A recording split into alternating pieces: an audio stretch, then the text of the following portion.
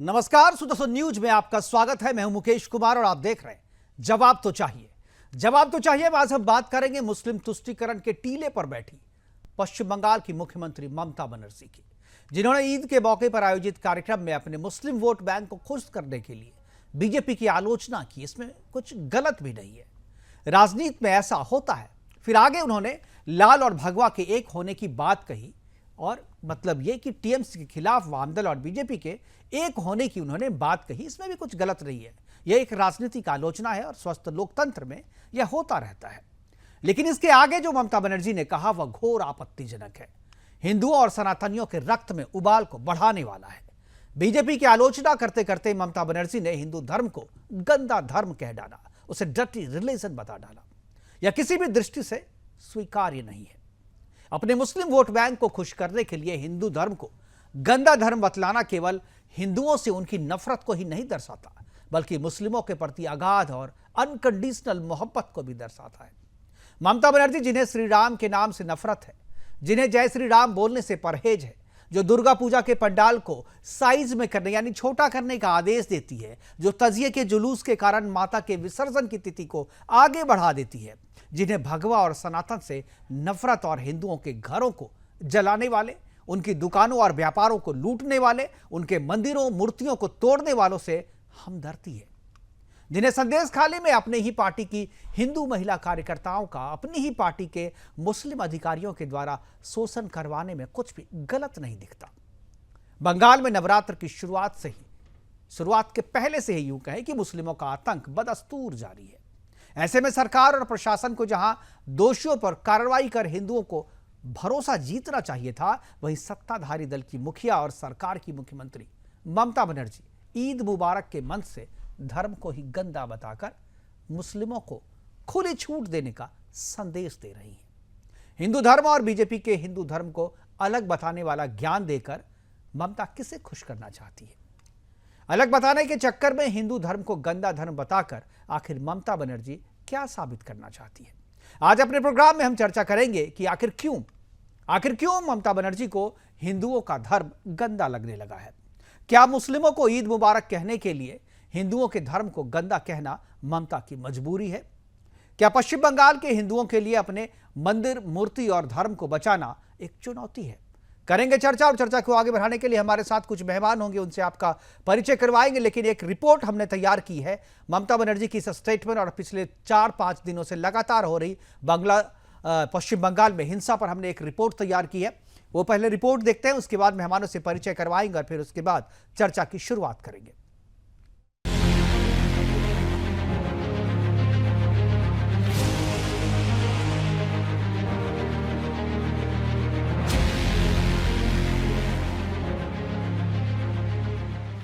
जानबूझ के एक गंदा धर्म जो इसने बनाया, जो एक जुमला पार्टी ने बनाया, वो धर्म को हम नहीं मानता है। हम जानबूझ के एक गंदा धर्म जो इसने बनाया, जो एक जुमला पार्टी ने बनाया, वो धर्म को हम नहीं मानता है। आप लोग कोई भी प्रोवोक करेगा, हम दंगा फसाद नहीं चाहते हैं, लेकिन आप उसको पाए में पा मत लगाओ। ये उसका प्लान है, ये उसका प्लांटेड गेम है, ये गेम में आप पा मत लगाओ। सुना आपने, ये पश्चिम बंगाल की सीएम ममता बनर्जी हैं। ये कह रही हैं कि हम गंदा धर्म को नहीं मानते। इस बयान के बाद बीजेपी के नेता शुवेंदु अधिकारी ने पूछा कि कौन सा धर्म गंदा है सुश्री ममता बनर्जी। तो ममता बनर्जी से सवाल यह है कि आप गंदा धर्म या गंदे धर्म का पालन नहीं करती हैं, तो आप किस धर्म का विशेष रूप से उल्लेख कर रही थी? सनातन हिंदू धर्म की शुवेंदु अधिकारी ने पूछा कि रेड रोड पर मुस्लिम समुदाय को समझ से परे उर्दू बोली से खुश करते हुए आपने ये बयान दिया। आपने इस जगह ईद शब्द का दोहराने से ज्यादा दंगा और दंगे जैसे शब्द को प्रयोग किया।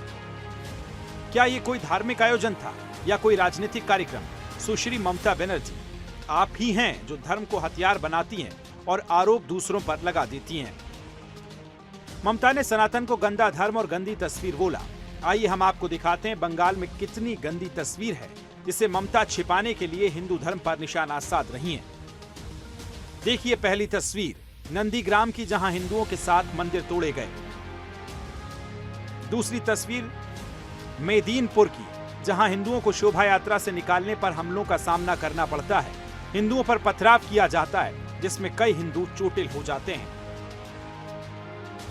तीसरी तस्वीर मुर्शिदाबाद की, जहां हिंदुओं के खेत में आग लगा दी गई। जिहादियों के द्वारा उनकी दुकानों में तोड़फोड़ की गई। चौथी तस्वीर मोथाबारी की, जहां हिंदुओं के घरों, दुकानों और खेतों को निशाना बनाया गया। और तस्वीर में आप देख सकते हैं कि हिंदुओं पर किस तरह से हमला किया गया। पांचवी तस्वीर 27 मार्च की, जहां मालदा में जिहादियों की भीड़ ने हिंदुओं पर हमला कर दिया और उनकी दुकानों को लूट लिया। और दिन में दुकानें लूटी और रात में खेतों और घरों में आग लगा दी। आप तस्वीर देखिए किस तरह से जिहादी हिंदुओं की संपत्तियों को आग के हवाले कर रहे हैं। इतनी तस्वीरें काफी होंगी कि ममता बनर्जी कौन सा धर्म गंदा है बता रही हैं और किस राज्य में गंदी तस्वीरें हैं। इन तस्वीरों में ममता को गंदगी नजर नहीं आती क्या? ममता बनर्जी, जिहादियों को खुश करने के लिए सनातन धर्म का अपमान अब बंद कर दीजिए। ममता के बयान के बाद केंद्रीय मंत्री सुकांत मजूमदार ने बयान दिया, सुनिए। देखिए, दंगा टीएमसी कर रही है, टीएमसी करा रही है। मैं ममता बनर्जी से सवाल पूछना चाहता हूँ कि मोथाबारी का जो वीडियो सोशल मीडिया से लेकर बहुत जगह पे अवेलेबल है, जो लोग हिंदू देव देवी भगवान राम के खिलाफ इतने अपशब्द व्यवहार किए हैं, हिंदुओं के घर तोड़ा गया, थाना को जलाया गया, को जलाने की कोशिश की गई, हिंदुओं के घर जलाए गए, आज भी उनका प्रूफ है। तो आप ममता बनर्जी को बोलने के लिए बोलिए, कौन कर रहे हैं? ममता बनर्जी अपीजमेंट की पॉलिटिक्स करती है और सीपीएम भी अपीजमेंट की पॉलिटिक्स करती है। सीपीएम और ममता बनर्जी एक ही साथ है, एक ही साथ है। वहीं झारखंड के रामगढ़ थाने से एक अच्छी तस्वीर सामने आई, लेकिन मुस्लिम तुष्टीकरण में व्यस्त सोरेन सरकार को गंदी लगी और एएसआई को लाइन हाजिर कर दिया। उसका अपराध इतना ही था कि उन्होंने कानून व्यवस्था बनाए रखने के लिए लोगों से कानून का पालन करने की अपील की थी। उन्होंने लोगों को कानून के सम्मान करने की बात कही थी और सोरेन सरकार को अच्छा नहीं लगा और उसे लाइन हाजिर कर दिया। एक बार आप ही सुनिए इसमें गलत क्या था। अपने से सुनिश्चित कर ले कि आपके घर में कोई ज्वलनशील पदार्थ, ईंट, पत्थर इत्यादि नहीं है। प्रशासन को शक होने पर किसी भी समय हम आपके घर को सर्च कर सकते हैं। इसके कारण एएसआई को लाइन हाजिर किया गया।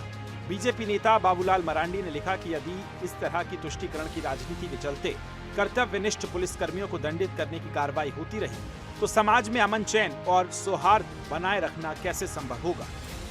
सवाल यही कि मुस्लिम तुष्टीकरण के चक्कर में आखिर ये नेता हमेशा हिंदू धर्म का अपमान करते रहते हैं और कुछ भी बकते रहते हैं। ममता बनर्जी ने एक वर्ग को खुश करने के लिए सनातन धर्म को गंदा धर्म कह दिया। और कितना घिरेंगी ममता, कुछ तो शर्म कीजिए। Bureau report, Sudarshan news.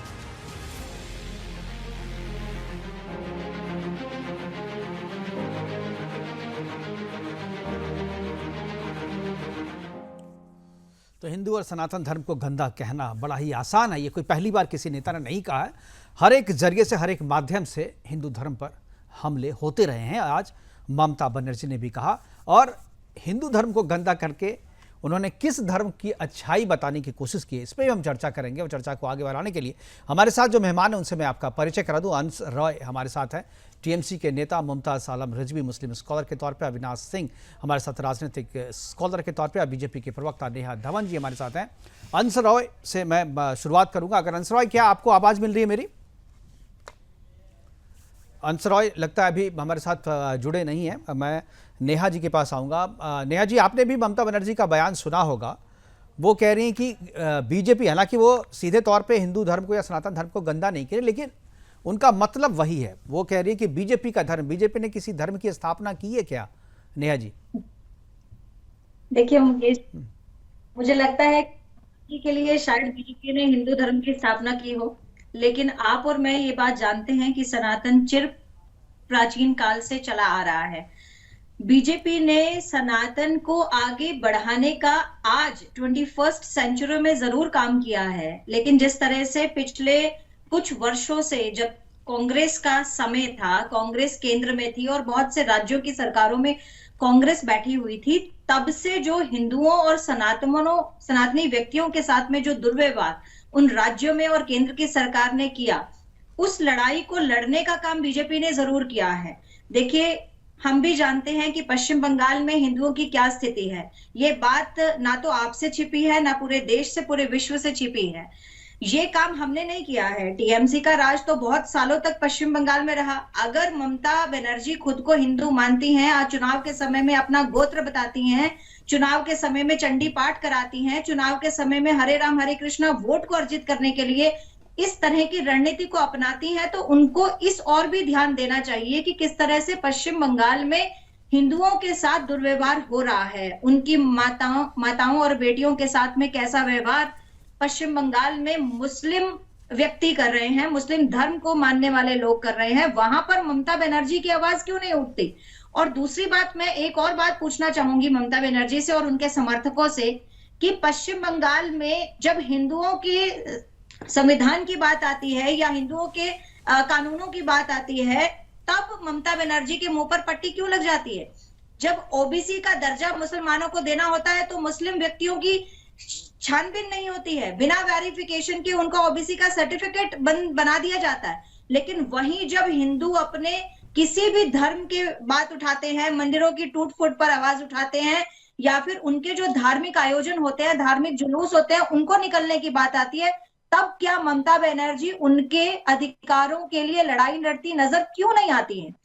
ये साफ स्पष्ट करता है कि वो मुस्लिम लीग पर उनको आगे बढ़ाने का काम कर रही हैं, ना कि वो खुद एक निष्पक्ष हिंदू हो या फिर निष्पक्ष, मैं कहूंगी, मुख्यमंत्री होने का फर्ज निभा रही हैं। बिल्कुल भी नहीं निभा रही हैं, क्योंकि हम सब ये बात जानते हैं कि पश्चिम बंगाल में जो वोट बैंक है, अगर वो मुस्लिम तुष्टीकरण की राजनीति नहीं करती हैं तो उनकी सत्ता में वापसी नहीं हो सकती है, सत्ता में वो बैठ नहीं सकती हैं। इसीलिए अपने वोट बैंक को बरकरार रखने के लिए, ये कोई पहली बार नहीं हुआ है मुकेश जी, जब उन्होंने हिंदू धर्म के खिलाफ कोई ना कोई गलत जो है बयानबाजी की है। इससे पहले कितनी बार, मैं शायद एग्जाम्पल दूं, बिल्कुल तो बिल्कुल हमारे पास भी जो है ना, हमारे पास भी से गिनती जो है खत्म नहीं होती। जब शुरू करता हूं तो एक के बाद एक जो है गिनती चलती ही रहती। मैं अंश रॉय के पास जाना चाहता था, लेकिन शायद जो है वो सुन रहे हैं हमारी बात को, लेकिन वीडियो अपना ऑन वो नहीं कर पा रहे हैं। हमारे साथ रिजवी साहब जुड़ गए, मैं रिजवी साहब के पास जाऊँगा। रिजवी साहब, आपने भी ममता बनर्जी का यह बयान जो है आपने सुना होगा। ईद मुबारक के लिए ये मंच तैयार किया गया था और ईद मुबारक ही कहना था, लेकिन ईद मुबारक के मंच से किसी धर्म को गंदा कहना, क्या आपको लगता है कि ये जानबूझ करके पॉलिटिकल, रिलीजियस जो मंच होता है उसका पॉलिटिकल इस्तेमाल किया गया है और वोट बैंक को खुश करने के लिए, मुस्लिम तुष्टीकरण के लिए ममता बनर्जी ने इस तरीके का बयान दिया है और इससे उसकी हिंदुओं के प्रति, सनातनियों के प्रति जो है नफरत दर्शाती है? ये बहुत बहुत शुक्रिया मुकेश जी। सबसे पहले आपके चैनल के जरिए ईद की तमाम लोगों को मुबारकबाद और नवरात्र की शुभकामनाएं। थैंक यू, आपको भी जी। और मैं ये देखिए, जो लोग अगर मुसलमानों के नाम पे राजनीति कर रहे हैं, किसी त्योहार के नाम पे वाकई राजनीति कर रहे हैं, मैं उसको कभी पसंद नहीं करता। और टोपी पहन लेना या सजदे में चले जाना, ये इसकी कोई जरूरत नहीं है। आप अपने धर्म पे रहिए। वे जो सेकुलर हमारा आईन है, जो सेकुलर संविधान है, उस पे काम करे, चाहे वो मोदी सरकार हो, चाहे वो ममता सरकार हो, चाहे योगी सरकार हो। हम ये कह रहे हैं कि संविधान जो कहता है कि कैसे काम करना, वो करना चाहिए। लेकिन बात यह है कि जब योगी जी और मोदी जी डंडा चलाएंगे तो मुसलमान कहीं ना कहीं तो आशियाना पाएंगे, कोई ना कोई तो आंसू पहुंचने वाला मिलेगा ना। अब हर जगह तो डंडा चलाया जा रहा है। क्या हो रहा है यूपी में, क्या हो रहा है मध्य प्रदेश में? मतलब आप इनडायरेक्टली रिजवी साहब ये कह रहे हैं कि यूपी में अगर कानून पालन कराया जाएगा तो हम पश्चिम बंगाल में कानून का उल्लंघन करेंगे। कानून पालन मुसलमानों कराया जा रहा है। नहीं, यही तो क्या किया जा रहा है यूपी में क्या करवाया जा रहा है? यूपी में क्या करवाया जा रहा है? भाई, सड़कों पे नमाज नहीं पढ़ी जाए, ये सख्ती से पालन करवाया जा रहा है, तो ये गलत है क्या? रिजवी साहब, आपकी आवाज नहीं पहुंच रही, शायद नेटवर्क है क्या? एक ही से क्यों करवाया जा रहा है? सबसे करवाया जा रहा है। मैं ये कह रहा हूं मुकेश जी नहीं, सबसे कहाँ करवाया जा रहा है, आप बताइए, सबसे कहाँ करवाया जा रहा है, हमें नहीं, ये सारे बताइए ना। मुसलमानों से करवाया जा रहा है। आप ऐसा नहीं है कि रिजवी साहब को छोड़ देंगे और मोहम्मद साहब को और अब्दुल साहब को करवा देंगे। नहीं नहीं नहीं नहीं नहीं तो नहीं नहीं, मैं कह रहा हूँ कि जो जी नेहा जी, आ रहा हूँ मैं आपके भाई पास हैं आऊंगा। हमारे और हाँ। बिरादरियां हैं और धर्म के लोग हैं, तो उनसे भाई भी जो करवा नमाज लीजिए ना। पढ़ते हैं उसी को बोलेंगे ना, आप जो होली मस्जिद पे में तो पढ़िए। कहेंगे खूब हुड़दंग जो कीजिए। नमाज पढ़ने वाले, नहीं, मैं नहीं, जानता हूँ आप होली क्या पे कह रहे हैं। कहेंगे कि खूब हुड़दंग कीजिए, जितना आप खूब कीजिए, लेकिन नमाज के लिए आप जो है घर में कैद हो जाइए, मस्जिद में कैद हो जाइए, बाहर निकलिए तक नहीं, बाहर जाइए नहीं, गले तक न मिलिए, रोक दिया जाएगा। ये कौन कौन कह सा रहा है ये कानून सब? है? अरे आप रिजवी साहब ये गलत कह रहे हैं। गले मिलने नहीं, से कोई नहीं, किसी को नहीं ये रोक नहीं, रहा है, मैं गले आपको पढ़ने बता से रहा रोक हूं, रहा है। आप ऐसी गले मत तस्वीर- पढ़िए, गले मिलिए नहीं, ना, नहीं, गले पढ़ने नहीं। पढ़ जाते हैं ना, उसके लिए रोक है। लेकिन बहुत अच्छी भारतीय लोगों ने तस्वीर पेश की। राजस्थान में फूल बरसाए गए मुकेश जी, प्रयागराज में फूल बरसाए गए, बिहार में इसी तरीके से फूल बरसाए गए। भारतीय जनता पार्टी और उसकी सरकार डंडे बरसाती रहे, लेकिन जनता फूल बरसाएगी, हमें पूरा यकीन है, क्योंकि ये भारत है। यहाँ नफरत के बीज अगर बोए जाएंगे ना मुकेश जी, तब भी मोहब्बत के प्यार के फूल निकलेंगे उसमें से। हम तो ये ममता विश्वास बनर्जी, करते हैं। ममता बनर्जी हजरत क्या इमाम वो हुसैन ने कहा नफरत कि के हमें बीज बो भारत रही या से प्यार के बीज? जन्नत की खुशबू आ रिजवी रही साहब, है। आप लोगों से कुछ ही पूछते हैं, आप यूपी चले आते हैं आप लोग। मैं वेस्ट बंगाल की बात कर रहा था, वहां पर कौन से नफरत के बीज है या मोहब्बत के बीज है जो ममता बनर्जी बो रही है वहां पे, कहाँ पे?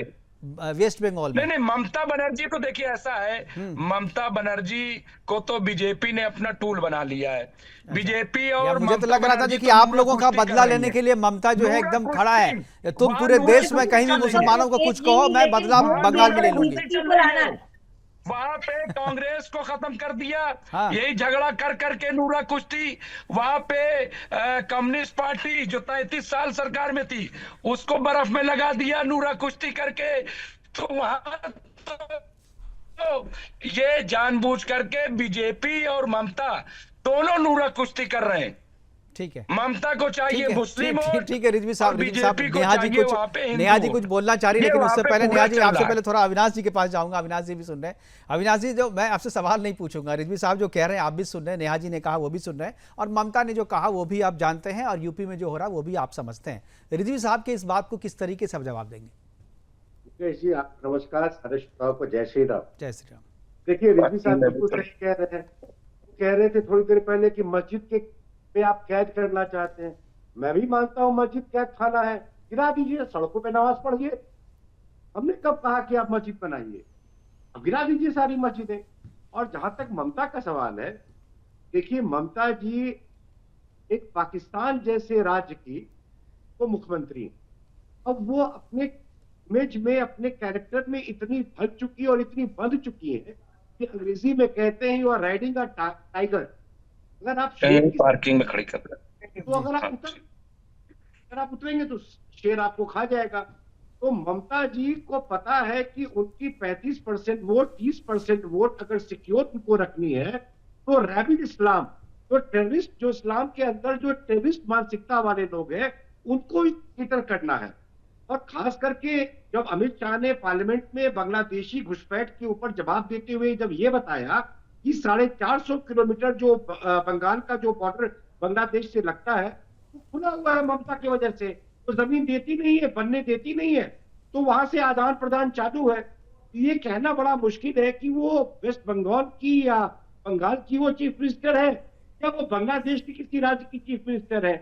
अगर आप पाकिस्तान के प्रधानमंत्री या कहीं के मुख्यमंत्री हैं तो आपको उसी तरह का भाषा बोलना होगा।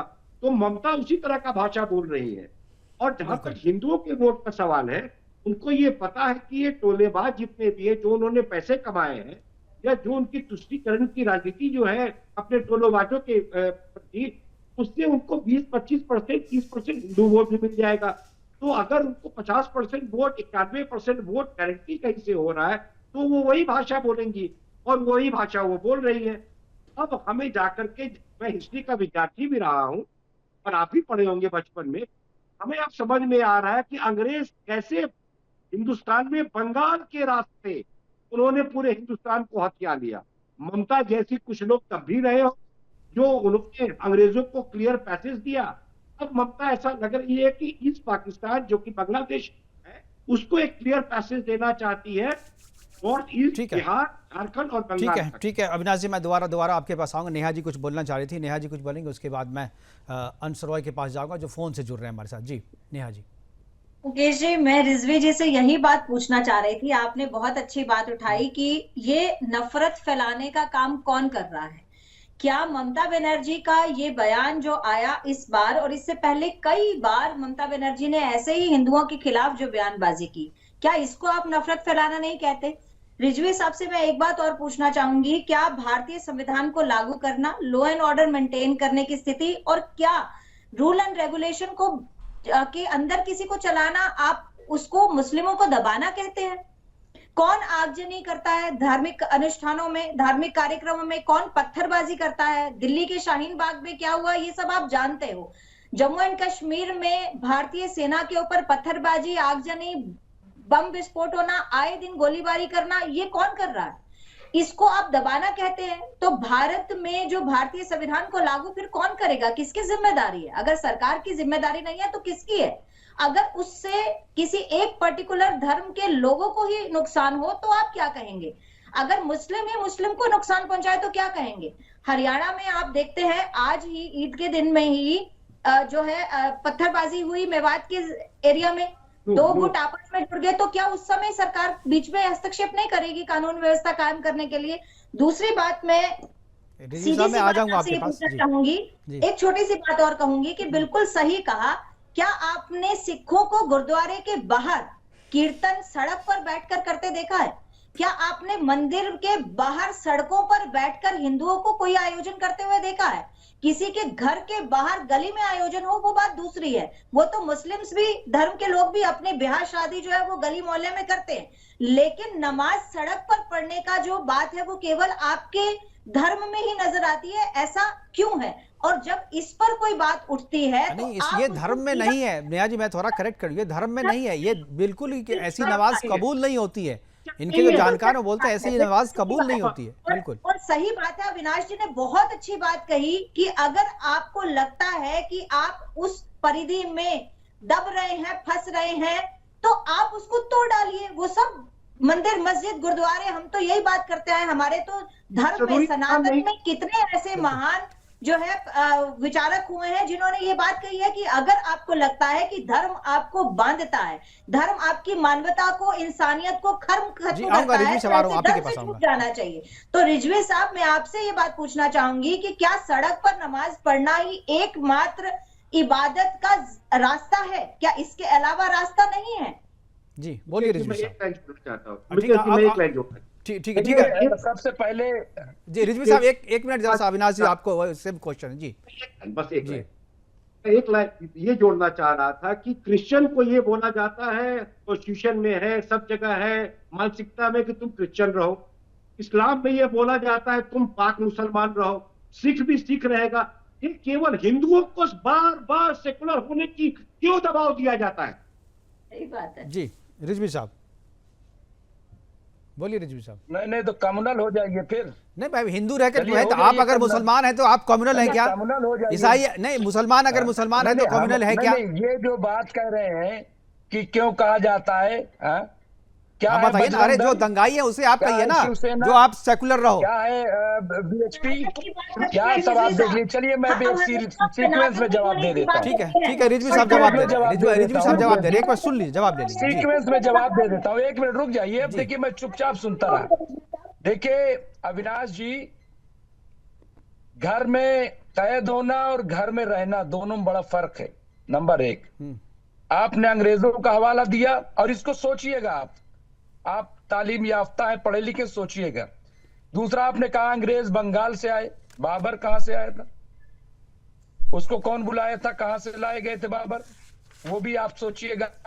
मैं डुअलिस्टिक के, मैं भी स्टूडेंट रहा हूं, मैं भी रहा हूं। और आ जाइए, आपने कहा कि नमाज, हिस्ट्री के स्टूडेंट हम सब है रिजवी साहब। किताब कौन सी पढ़ी है ये बताइए। 1 मिनट जी, 1 मिनट रुक जाइए। मैं डुअल हिस्ट्री का छात्र हूँ। हेरम चतुर्वेदी, प्रोफेसर लाल बहादुर वर्मा, ठीक है, ये सब सारे वामपंथी इतिहासकार का नाम बता रहे हैं आप। और बहुत सारे इतिहासकार, मैं मेडुअल हिस्ट्री का इलाहाबाद यूनिवर्सिटी की ठीक है सर, जवाब दीजिए। हाँ जी, दिल्ली यूनिवर्सिटी पीएचडी हूँ जी मुकेश जी, दिल्ली यूनिवर्सिटी पीएचडी हूँ, 6 किताबें हैं मेरी, मैं कोई ऐसे नहीं। और आ जाइए, नहीं आपने कहा कि साहब, मैडम ने कहा अभी, नेहा जी ने, कि मुसलमान सड़क पे, हाँ मैं कहता हूँ कि हाँ, शरीयत नहीं कहती कि आप सड़क जाम करके कोई इबादत करें, बिल्कुल सही है। लेकिन आप बताइए, कांवड़ जो है वो जब चलता है तो क्या सड़क नहीं रुकती है? क्या सर भाई, जगह- आपने खुद कहा कि कांवड़ चलती है, कांवड़ चलती है, सड़क नहीं रुकती है। आप जब ठीक है, एक मिनट, बारी से हमारे पास एक बार रिजवी साहब, नेहा जी, अविनाश जी, क्यों कहा, चर्चा जारी है। और हमारे साथ अंश रॉय भी जुड़ गए। अंश रॉय जी, आपका स्वागत है। और रिजवी साहब कुछ बात अपनी कह रहे थे, रिजवी साहब अपनी बात पूरी करें तो मैं अंश जी के पास चलूंगा। बहुत शुक्रिया मुकेश जी कि आपने पूरी बात करने के लिए कहा। तो नेहा जी जो बात कह रही थी, मैं वही कह रहा हूं कि ठीक है, मैं कह रहा हूं कि शरीयत में इस बात की इजाजत नहीं है कि आप सड़क रोक करके नमाज पढ़े, बिल्कुल नहीं है। लेकिन अगर जगह की कमी है तो इस सरकार और इंतजामिया की जिम्मेदारी है कि वो व्यवस्था कराए, जैसे तमाम मज़ाहिब के लिए कराया जाता है। अभी महाकुंभ हुआ तो आप देखिए कैसे इंतजाम किए गए, करोड़ों करोड़ लोग आए तो इंतजाम किया ना सरकार ने, व्यवस्था की ना। और यहां तक कि आम लोगों ने भी कोऑपरेट किया। तो जब सरकार कोऑपरेट करने के आती है तो करती है। अच्छा, आप ये बताइए नेहा जी, मैं सवाल करना चाहता हूं आपसे, ठीक है कि इस्लाम में ये नहीं लिखा कि आप सड़क रोक के नमाज पढ़ें, लेकिन इस्लाम में ये कहाँ लिखा है, या हिंदू किस धर्म ग्रंथ में लिखा है, या हिंदू के किस ग्रंथ में लिखा है? आप बताइए कि होली आप खेलेंगे रास्ते में और कोई निकलेगा तो बहुत उस सारी पे बहुत रंग सारी डालेंगे। बहुत जगह जिक्र है इसका, बहुत जगह जिक्र है इसका, बहुत जगह इसका जिक्र है। रिजवी साहब, आप 6 किताब पढ़ लिख लिया आपने, लेकिन ये जानकारी नहीं है, मैं दे दूंगा। लेकिन हम चर्चा कर रहे हैं बंगाल पे। नेहा जी से मैं जो सवाल पूछा, नेहा जी जवाब दे देंगे। मैं अंशराज जी के पास जाना चाहूँ क्योंकि वक्त हमारे पास थोड़ा कम है। अंशराज जी देर से जुड़े हैं और सारा सवाल अंशराज जी से ही। अंश जी, आपकी नेता ममता बनर्जी कह रही हैं कि तुम्हारा धर्म गंदा है। उनका साफ धर्म कौन सा, जरा मैं चाहता हूं कि हमारे दर्शकों को बताएं कि कौन सा साफ धर्म है जो ममता बनर्जी का है। क्या ममता बनर्जी ने धर्म चेंज कर लिया है क्या? अंश रॉय जी, क्या आवाज आ रही है आपको? जी अंश रॉय जी, आपको अगर आज आप अपने आप को अनम्यूट करें, आप अनम्यूट करें, आप म्यूट हैं, आप अनम्यूट करें अपने मोबाइल को, फिर उसके बाद आपकी आवाज आएगी। जी नहीं, अभी नहीं आ रही है, एक बार अनम्यूट करें। तब तक मैं नेहा धवल जी से कहूंगा, जो नेहा जी आप जवाब दे दें रिजवी साहब का। जी देखिए मुकेश जी, मैं इतनी सी बात कहना चाहूंगी, ये मेरा जवाब भी है जी। जिस बात पर रिजवी साहब कह रहे थे कि हिंदू जो है वो अपने धर्म का पालन जो है वो ओपनली जो है मार्केट प्लेस पे या फिर अपने जो है रास्तों पर करते हैं। मुझे रिजवी साहब एक बात बताइए, क्या किसी हिंदू की तरफ से मुहर्रम के मौके पर जुलूस पर कभी कोई पत्थरबाजी या कोई लाठी चार्ज या किसी घटना का आपने को एग्जाम्पल मिला है कि शुरुआत जो है किसी हिंदू ने की हो? मैं हांसी हरियाणा प्रदेश से आती हूँ, यहाँ पर भी उर्स का मेला लगता है और मेरे घर के बहुत नजदीक लगता है। और कई बार ऐसा हमने देखा है कि हिंदू समाज के लोग और जो सिख धर्म के लोग हैं वो उर्स के मौके पर वहां पर शरबत और प्रसाद का वितरण भी करते हैं। मैंने आज तक ऐसी घटना नहीं देखी कि उस 3 दिन के उर्स के मौके पर हांसी में कभी किसी हिंदू समाज के किसी व्यक्ति ने पत्थरबाजी की हो या उन्हें मना किया हो। देखिए, ऐसे मेले हर धर्म में लगते हैं, ऐसे आयोजन हर धर्म करता है। तो आप इसको ये नहीं बांट सकते कि आप होली जो है वो गली के या किसी चौक पर नहीं मनाएं, लेकिन आप वहां पर खड़े होकर नमाज पढ़ सकते हैं। ये आपको जानना है कि आप किस तरह की धार्मिक या राजनीतिक तुष्टीकरण की बात आज आप मीडिया के सामने, नेशनल मीडिया में रख सकते हैं, ये आप पर है।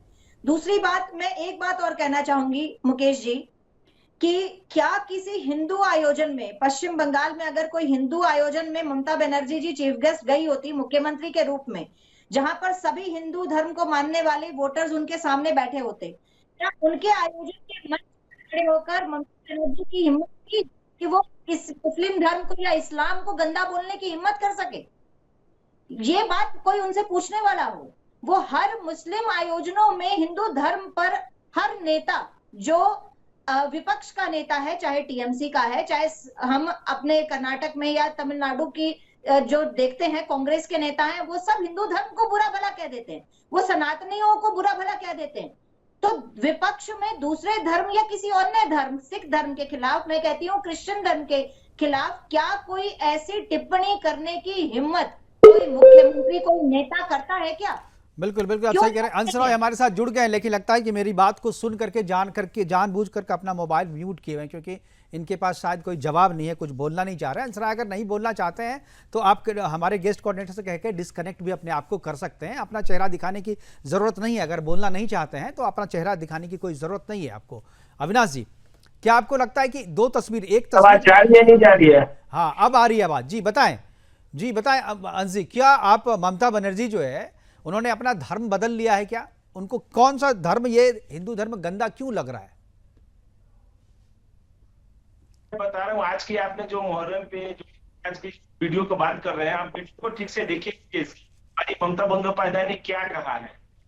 ममता बंदोपाध्याय रामनवमी न राम जी न श्याम जी के खिलाफ नहीं बोली है, बोलिए कि जुमला पार्टी द्वारा बनाया गया धर्म नहीं है, मैं नहीं मानती हूँ। कोई भी पॉलिटिकल पार्टी हो मुकेश जी, वो धर्म नहीं बनती है, वो धर्म को नहीं बनाती है। श्री राम जी को हम लोग भी पूछते हैं, श्री राम जी को आप लोग भी पूछते हैं, हमारे बंगाल के हर एक नागरिक श्री राम जी को पूछकर रामनवमी मनाती है। इसके मतलब ये नहीं कि रामनवमी के नाम पे हमारे गुंडे को उसमें शामिल करके यहाँ पे उपद्रव द्वारा बंदूक से गोली चलाया जाए। हंसराज जी, मैं थोड़ा अपडेट कर दूं आपको। आपने कहा कि जुमला पार्टी कौन है, पहले ये मैं नहीं जानता, फिर बोलते जुमला पार्टी का किसी धर्म की स्थापना की है, किस धर्म की स्थापना की है ये भी मैं नहीं जानता। अगर आपका आशय बीजेपी से है तो बीजेपी के पैदा होने से पहले रामनवमी की शोभा यात्रा निकलती रही है। आप इस बात को बीजेपी से जोड़ कर नहीं देख सकते, इसलिए ममता बनर्जी बीजेपी को नहीं कह रही हैं, वो पूरे हिंदू धर्म को, सनातन धर्म को कह रही हैं। ये आप भी समझ रही हैं। क्या बीजेपी से हिंदू धर्म है क्या? बीजेपी से हिंदू धर्म नहीं है, बीजेपी के पैदा होने से पहले सनातन है। रामनवमी के नाम पे खिलवाड़ करती है। कभी इससे पहले भी होता रहा है रामनवमी का जो है, आपके जन्म, हमारे पुरखों के पैदा होने से पहले से रामनवमी की शोभा यात्रा निकलती रही है। कभी कोई किसी तरीके का डिस्टर्बेंस नहीं हुआ। अभी क्यों हो रहा है केवल?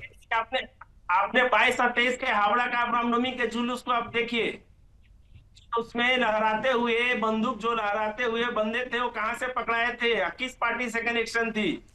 अभी तक उस साल की वीडियो अभी तक तो हमारे पास कोई उस तरीके के विजुअल्स नहीं आए हैं कि वो उसे अभी तक किसी के पास नहीं है। अभी तक वैसे कोई विजुअल नहीं जिसका आप जिक्र कर रहे हैं, जरा भेज दीजिए हमें। आप वो आपके पास अगर वो है रामनवमी के जुलूस में, रामनवमी की शोभा यात्रा में, अगर आपको लगता है कोई बंदूक और राइफल लेकर के गया है तो दिखाइए जरा सा, मुझे दिखाइए कहाँ पे है। पाकिस्तान क्यों बना रहा है? 2023 का वीडियो निकालिए सर। मैं तो कह रहा हूं कि अब वो समय आ गया है, अब वो समय आ गया है कि रामनवमी की शोभा यात्रा में सही में बंदूक लेकर के चले लोग, ताकि पत्थरबाजों को जवाब दिया जा सके। अभी तक तो नहीं चल रहे थे, अभी तक मैंने देखा भी नहीं। अरे मुकेश जी, ये तो आप आतंकवादी वाली बात कर रहे हो। ये पाकिस्तान बनाना चाहते हो भारत को। नहीं, आप बांग्लादेश। देखिए, सुरक्षा सबकी जरूरत है, सुरक्षा सबकी जरूरत है। और आप बंगाल में अगर आप अपनी सुरक्षा नहीं करेंगे तो सरकार सुरक्षा नहीं करने वाली आपकी, इसलिए अपनी सुरक्षा आपकी जिम्मेदारी है। और बंगाल में यह जरूरी है कि आदमी अपनी सुरक्षा करे। नहीं, आप आतंकवाद पैदा करना चाहते हो, पाकिस्तान बना देंगे, पाकिस्तान, बांग्लादेश, अफगानिस्तान बनाना चाहते हो। ठीक है, बंगाल में अगर आपको रहना है तो अपनी सुरक्षा आपको खुद, क्योंकि वहां सरकार जो है आपकी सुरक्षा नहीं करेगी। जिस सरकार की मुख्यमंत्री आपके धर्म को सार्वजनिक मन से गंदा धर्म कहे, उससे आप सुरक्षा की उम्मीद क्या करेंगे? हमारी पुलिस प्रशासन एक्शन लेती है। कौन से, कितने लोगों को आपने मुर्शिदाबाद वाले एक्शन में कितने लोगों को गिरफ्तार कर लिया, कितने मुस्लिमों को गिरफ्तार किया? हुगली में जो दंगे हुए उसके लिए कितने लोगों को गिरफ्तार किया? अभी जो पिछले दिनों मुर्शिदाबाद में जो आग लगा दी गई उसमें कितने लोगों की गिरफ्तारी हो गई है? बताइए ना। मैं 3 दिन से सवाल पूछ रहा हूँ, आप लोग के पास कोई जवाब नहीं, केवल कह रहे हैं एक्शन हो रहा है। क्या एक्शन हो रहा है? क्या एक्शन हो रहा है भाई? आप तो उसमें हिंदू कार्यकर्ताओं को ही उठा करके अंदर कर रहे हैं, उन्हीं के खिलाफ केस कर रहे हैं, आप उन्हीं के खिलाफ एफआईआर दर्ज कर रहे हैं। अरे जो दंगाई होगा उसके खिलाफ तो होगा। क्या यूपी की सरकार है क्या? मुसलमानों पर ही गिरफ्तार करेंगे दंगाई चाहिए? ठीक है रिजवी साहब। नहीं, क्या यूपी की सरकार है क्या कि दंगाई चाहे जो हो लेकिन गिरफ्तार मुसलमान होगा? पत्थर चाहे कहीं कोई छुप के चला रहा हो, लेकिन लॉ एंड ऑर्डर का पालन अगर उत्तर प्रदेश में हो रहा है तो उसका बदला बंगाल में लिया जा रहा है, लॉ एंड ऑर्डर को तोड़ करके। पालन नहीं हो रहा है, क्राइम बढ़ रहा है वहाँ पे, औरतों के साथ जो है गलत काम बढ़ रहे हैं। जाकर के देखिए, कुछ नहीं हो पा रहा है। और योगी जी जो है रामचरितमानस पढ़वा रहे हैं। भी हर जगह मुसलमान ही दंगाई है, कोई दंगाई बिल्कुल नहीं मुसलमान, हर जगह मुसलमान ही दंगाई है। दंगाई है तुमसे हो रही है बिना ये देखे कि उसका धर्म क्या है, उसका गला काट दिया। बिना ये देखे कि उसका धर्म क्या है। दंगाई कौन है? कौन जो दंगा करते आए? व्यक्ति गुनाहगार है उसी को ही सजा है। दंगाई नहीं है। भारतीय संविधान को लागू करने की बात भारतीय जनता पार्टी की हर मुसलमान दंगाई है, बंद हो गया, हर मुसलमान अंश रॉय बहुत देर से जुड़े हैं। मैं अंशराज, अगर आपको आवाज आ रही है तो मैं एक चीज पूछूंगा, क्या ममता बनर्जी को यह कहने की जरूरत क्यों पड़ी? क्योंकि एक मंच कोई पॉलिटिकल मंच तो था नहीं, वो ईद मुबारक के लिए एक मंच तैयार किया गया था, वहां पर सीधा बात करते ईद मुबारकबाद देती चली जाती। उनको धर्म को वहां पर रखने की जरूरत, किसी के धर्म को गंदा और साफ कहने की जरूरत क्यों? टेररिस्ट के बीच में भाषण दे रही थी, नहीं बोलती तो उसका लिंचिंग हो जाता ममता का। जी तो धर्म को नहीं मानता, श्याम जी को धर्म को नहीं मानता। ममता बंदोपाध्याय कितने टेररिस्ट पकड़े मुसलमानों को? द्वारा बनाया गया 25 करोड़ मुसलमान है देश में। भाई तो तुम्हारा बनाया हुआ धर्म कौन सा धर्म है, जरा बताइए। क्या रास्ते पे हम लाएंगे? अरे अंश रॉय जी, कौन सा बनाया हुआ धर्म है बीजेपी का, बता दीजिए। कोई भी पॉलिटिकल फायदे के लिए श्री राम जी को रास्ते पे लाना उचित है।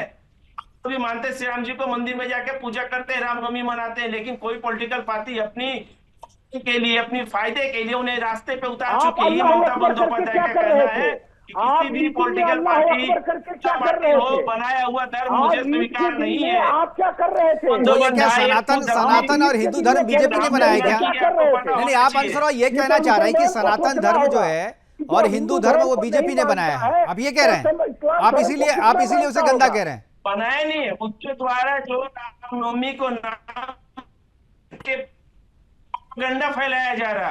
क्या फैलाया जा रहा? रामनवमी की शोभा यात्रा निकालना, रामनवमी की शोभा यात्रा निकालना। क्या हम लोग रामनवमी नहीं मनाते? हम लोग दुर्गा पूजा नहीं मनाते? हम लोग सरस्वती पूजा नहीं मनाते? आप बताइए। तो आप लोग विरोध क्यों नहीं करते हैं? जब आप जब दुर्गा पूजा मना रहे होते हैं अंश रॉय जी, और ममता बनर्जी कहती हैं कि अंश रॉय जी सुन लीजिए, आप कह रहे हैं अंश रॉय आप क्या कह रहे हैं? अंश रॉय आप धर्म का गंगा सागर बार-बार पश्चिम बंगाल में किया जाता है।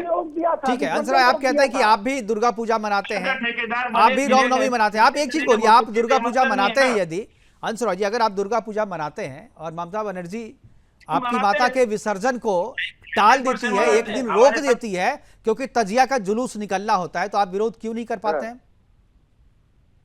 बताइए। ऐसा कुछ नहीं है, रोक देती है सर। मैं बता रहा हूँ कि देखिए, बड़े पैमाने पे दुर्गा पूजा मनाई जाती है, बड़े बड़े पंडाल होते हैं, बड़े बड़े माता दुर्गा की मूर्ति होती है, हिसाब से बड़े बड़े के जब विसर्जन का टाइम आता है वो वैसा नहीं है। ये जनता बेवकूफ नहीं है अंश रॉय जी, जनता बेवकूफ नहीं है। ये कोई रोक नहीं लगाया जनता रोक नहीं लगाता, बाकायदा नोटिफिकेशन लगा के रोक लगाई जाती है। नोटिफिकेशन निकला, ऐसा थोड़ी है जुबानी रोक थी, ये नोटिफिकेशन निकाल के आपने किया था, डॉक्यूमेंटरी प्रूफ रद्द किया। बिल्कुल, हाईकोर्ट ने रद्द किया, हाईकोर्ट ने उसको सरस्वती पूजा नहीं होती है। ठीक है, चलिए हमारे पास समय की कमी है, प्रोग्राम को वाइंड अप करने के लिए कहा जा रहा है। हमारे साथ जुड़ने के लिए अंश रॉय जी आपका, नेहा जी आपका, और रिजवी साहब आपका, और अविनाश जी आपका बहुत बहुत धन्यवाद। आप जुड़े इस महत्वपूर्ण चर्चा में, अपनी बातें हमारे दर्शकों के साथ आपने साझा की। लेकिन ममता बनर्जी वोट बैंक की खातिर, या आपने कहे मुस्लिम तुष्टीकरण की खातिर जिस तरीके से हिंदू धर्म को, सनातन धर्म को गंदा कह रही है, और बाद में उसके प्रवक्ता आकर के उसे जस्टिफाई कह रहे हैं कि वो बीजेपी के बारे में कह रही थी, बीजेपी ने किसी धर्म की स्थापना नहीं की है और हिंदू धर्म किसी पार्टी से नहीं है। इसलिए ममता बनर्जी का यह हमला सीधा जो है वो हिंदुओं पर हमला है, सनातनियों पर हमला है। अभी के लिए इतना ही, दीजिए इजाजत, नमस्कार।